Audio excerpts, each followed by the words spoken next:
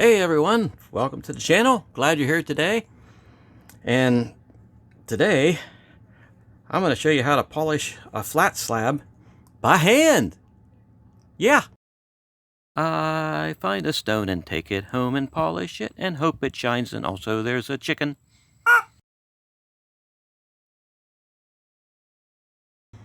Hey everyone, this is Clayton. Welcome to the channel, and I'm glad you're here today. And like I said, today I'm gonna show you how to polish up a flat slab by hand. And this slab here, picture jasper with little dendrites and all kinds of goodies in it. This was given to me by Jared. Yep, that's him. And this was cut on his big rock saw. And his rock saw does a pretty darn good job of cutting it. And I'm not going to have a whole lot of polishing to do. Maybe on this side I'll have a little more than this side. And if you notice, this slab, and I'm trying to get a decent picture here. There we go. This slab is gorgeous. Gorgeous piece of picture jasper. And I was looking at it, trying to decide how I wanted to cut it, if I wanted to cut it. And I realized I don't think I want to do too much to this at all because, well, I'll start for this side. This side, to me, it looks like, let me get this zoomed in correctly. And where is the pointy stick of destiny? There it is. Okay, as it sits there, as well as I looked at it, I'm like, wow, this looks really good. To me, this looks like we're standing in a canyon.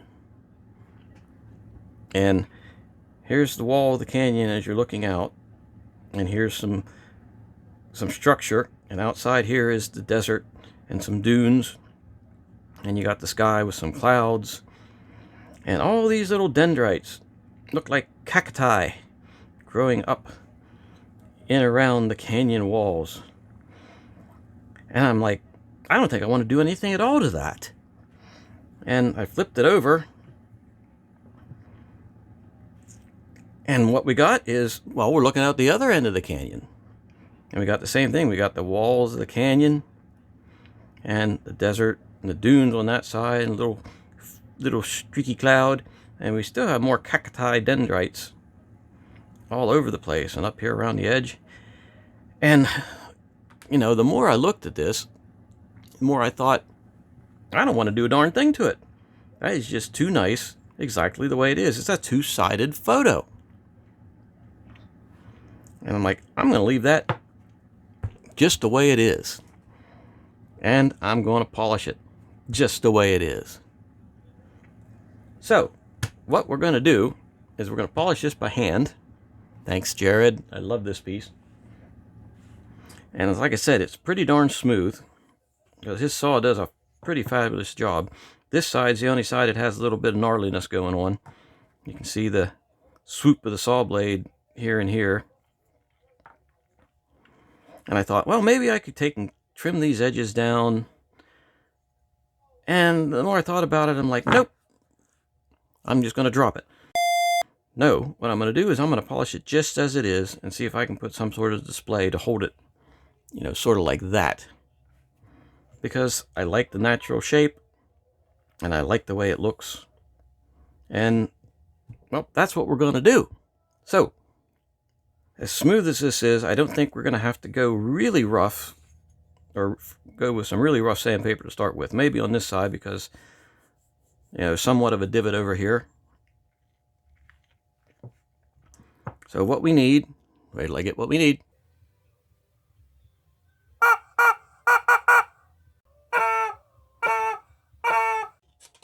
This. I'm going to start with the 500 grit on this side with the gnarlies on it. So what we're going to need is the spray bottle of destiny.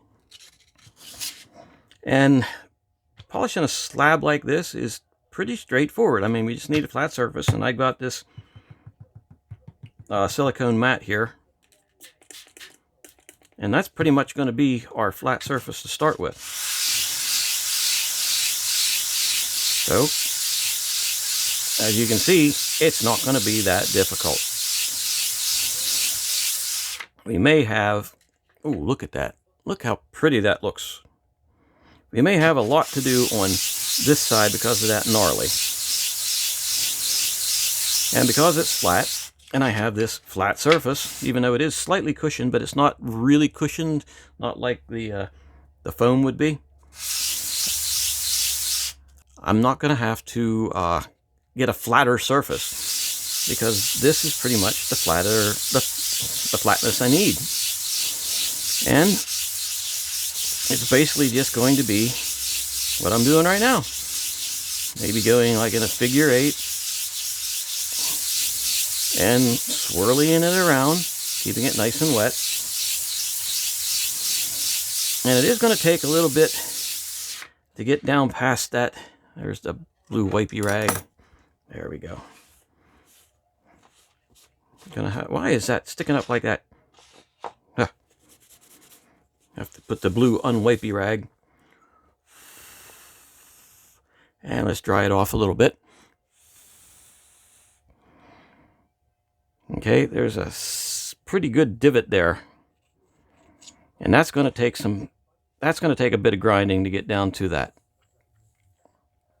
This side is not going to be bad. This side, because of that little divot, you can see the gnarly divot right there. You got to take that gnarly divot out. So it's just going to be elbow grease. There we go, gnarly divot again. You know, gnarly divot, the band members, whenever they retired, a couple of the members moved to Australia. And they got married there, and after they had some kids, their kids decided to start a band.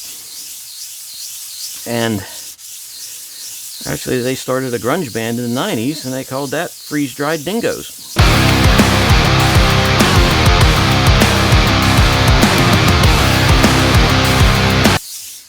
That's my story, and I'm sticking to it. Anyway, what we're going to do is just keep grinding away on this until we get that gnarly divot out of there. And to be honest, that's a fairly good amount of stuff for us to take off, so this could take a while.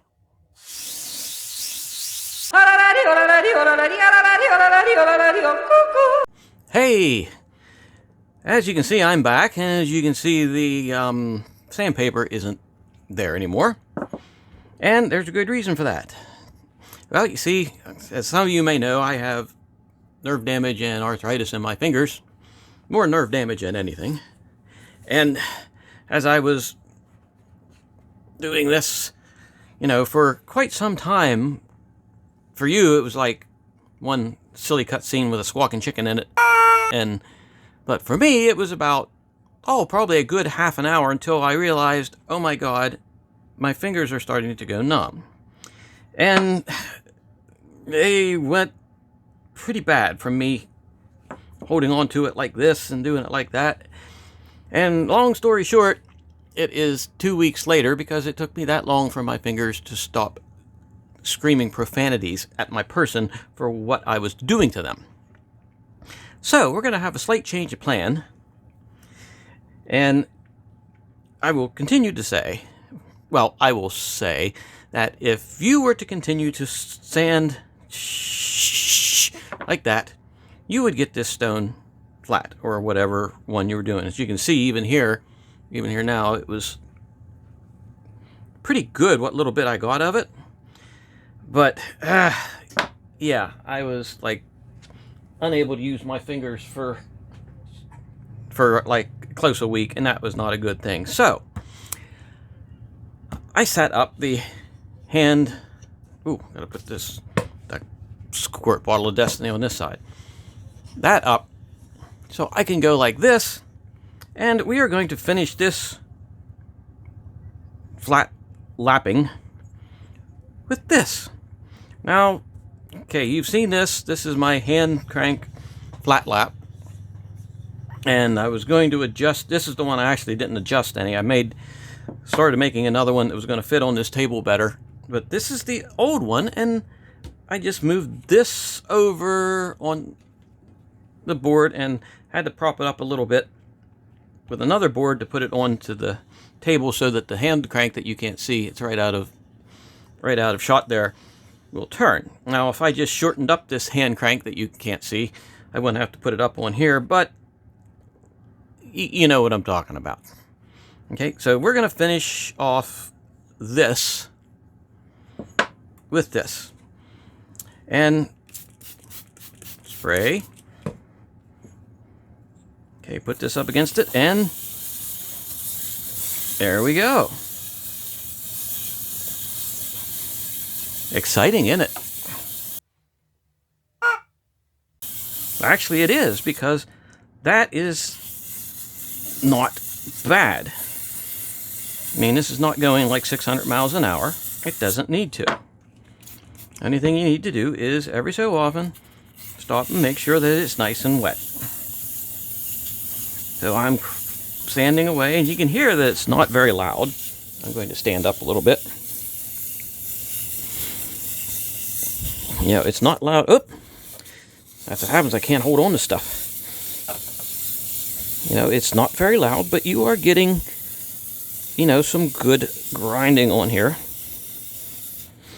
And if you remember, on the other side of this is a diamond disc. I mean, go back and check out that video. And now you see how this works. We're not going so fast that it's throwing the water off of the sandpaper, and it is not raising a dust. Now, let me get...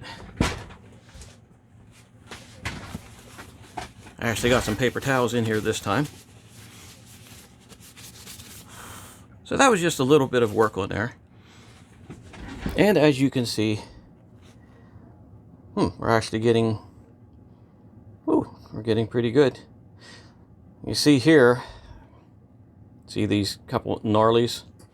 Yeah, after I was grinding on that for a while by hand, I'm like, oh, had another flat lap.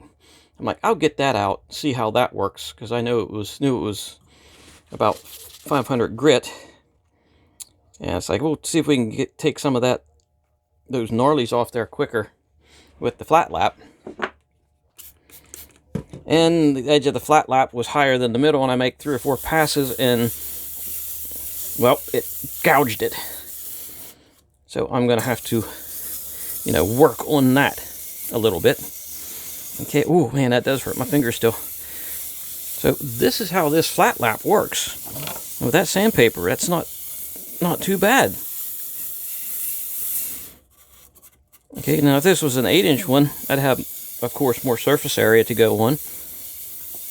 But this will take out your gnarly divots,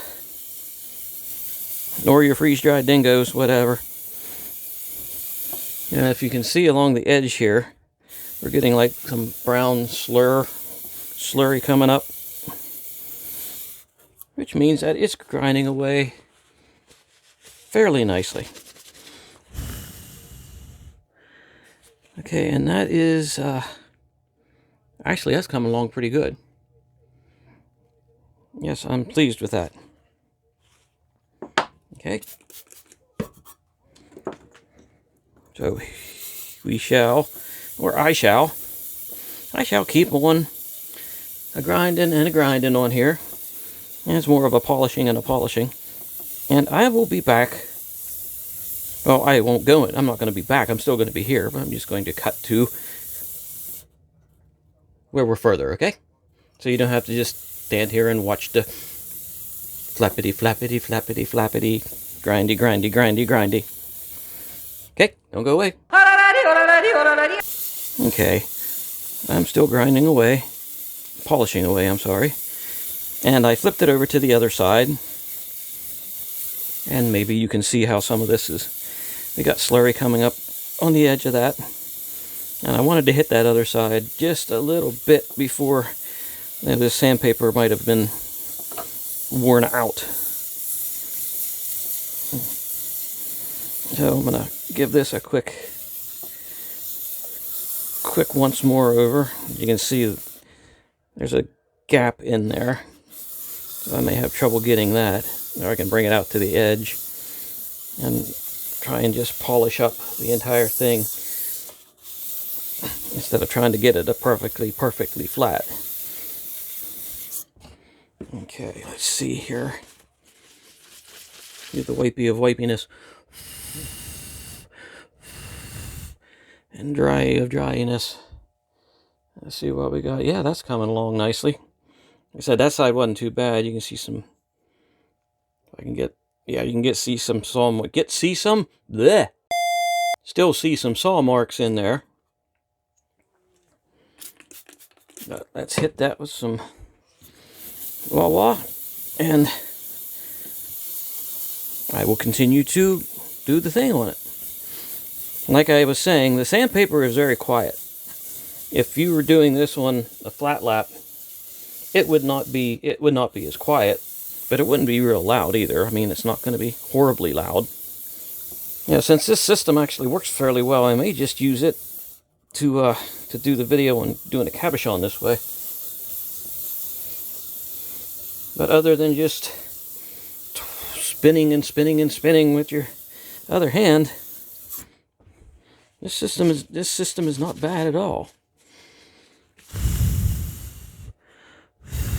Okay, let's get that. See if we can get some wipiness off of there.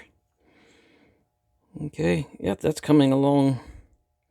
That's coming along nicely. Hopefully you can see that's starting to get a nice smooth surface, getting all those marks out of there, saw marks. Oh, yep, I'm just going to continue this, and I'll be back. Hey, guess what? Got that pretty much done, or as good as it was going to get. Actually polished up nicer than I thought it would, but that's because the sandpaper, as it wears down, it gets finer and it polishes more as it goes.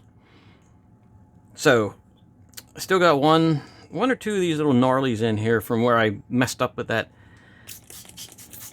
flat lap. But I'm not going to worry about them because that's going to really have to take, I'm going to really have to take a lot off of there to get down to that. And that would be more elbow grease than I want to put into this thing. Okay? So that's a warning to you all. If you're doing this, don't try to make a shortcut. You put a divot in it, it's going to make you a lot of work. Okay? So now I'm going to hit this with the 1200 grit and then head over to the cerium oxide. And I did think to myself, why don't I just make this into a cabochon? You know, which I could. I could put it on the wheel over there and put this into a cabochon. But, okay, so I'd have to go like halfway. And even if I only come down here and say 1/8 of an inch, okay, I'm going to have a really shallow dome across this. I mean, I could do that, but I would have a very shallow dome, and I don't want to do it in a cabochon. Okay, I actually just sort of like to polish it flat. And hence, that is why I decided to do it polished flat. Now, I know you might be saying, hey, isn't it going to bust your fingers up doing this? I'm like, well, it might, but I'm not going to be doing it for the next 2 hours. You know, as polished up as it is, hitting this with the 1200 grit for a few minutes, okay, is hopefully not going to completely bugger up my fingers. And even if they start to get a little gnarly, I'm going to quit. You know, because, you know, I can hit the stop and start filming again after I let my fingers get better. As you can see, we're getting a slurry build up already. Where's my wipey rag?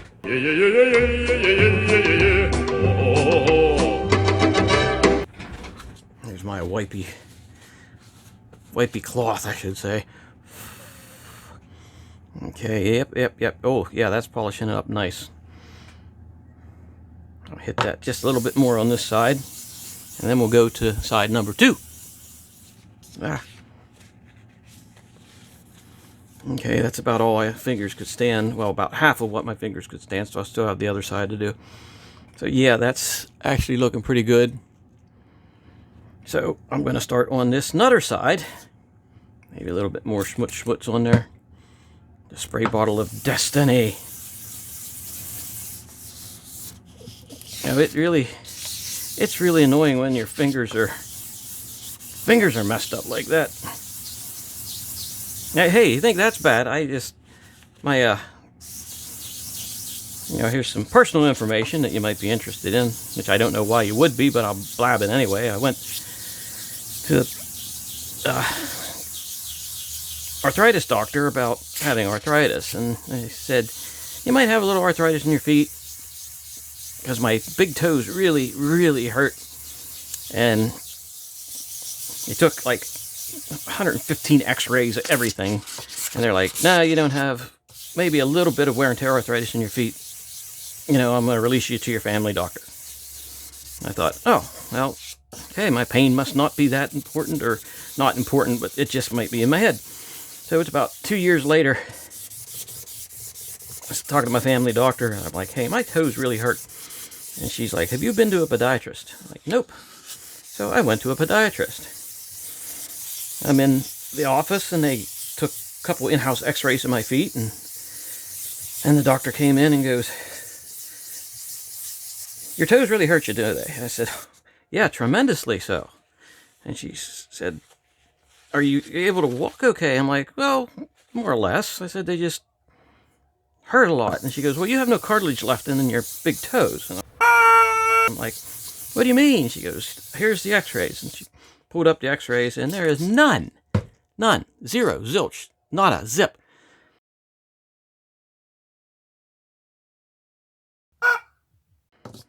In the large joint on my big toes. And she said, how long have your toes hurt like this? I said, since high school.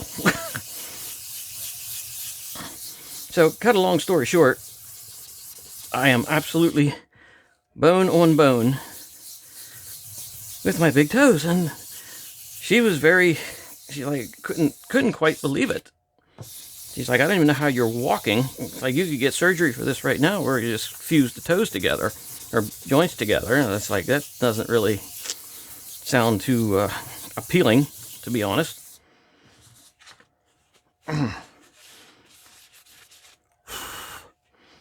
Oh yeah, that's coming along really nice. He's got a little bit of waviness in there. I might hit this other side just for a couple more whacks, just for good measure.